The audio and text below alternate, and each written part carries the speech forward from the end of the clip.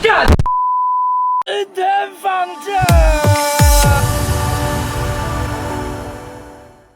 你是否跟我有一样的经验？在我们辛苦工作一整天，最累的竟然是把工具带回家的时候，背得腰酸背痛。今天我就来帮大家解决，在工具携带上能够有更便利的工具箱让您使用。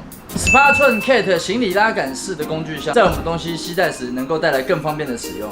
1680D 的防水耐磨材质，更不用担心在使用上遇到摩擦导致的破损。人体工学把手的部分，让我们在携带比较重的工具时，避免我们的手长期使用造成手部长茧的状况。伸缩隐藏式的拉杆，可以在让我们使用的时候，不管在任何环境需要拖、需要推，甚至需要收纳时，都可以找到相当好的利用。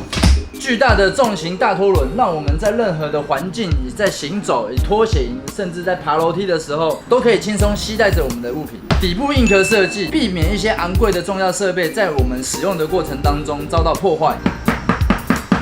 硬壳设计，外面一共有12个工具袋，让我们在随时携带更换物品的时候来得更加方便。甚至是我们今天肚子饿，想要临时果腹，也可以轻轻松松就带出一罐海底鸡。内部有6个开口式的袋子以外，还有一个隐藏式的夹层，让我们在偷藏私房钱的过程当中，也不容易被老婆发现。翻开工具袋的背后，我们可以看到有2个快速卡扣，让我们时常携带、时常使用的这个卷尺，可以直接挂在外面，让我们在使用时更加方便。当我们收到客人名片的时候，我们可以快速的将他的名片收到我们的名片夹里面，避免把客人的资料给遗失。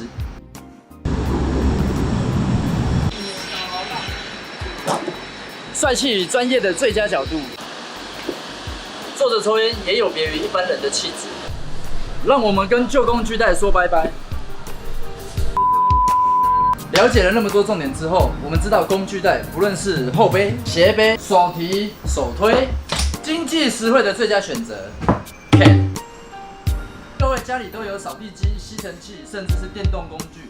在这些电池使用一段时间之后，寿命会下降，续航力会降低，我们应该如何处理？大家最时常问德勒版的几个问题。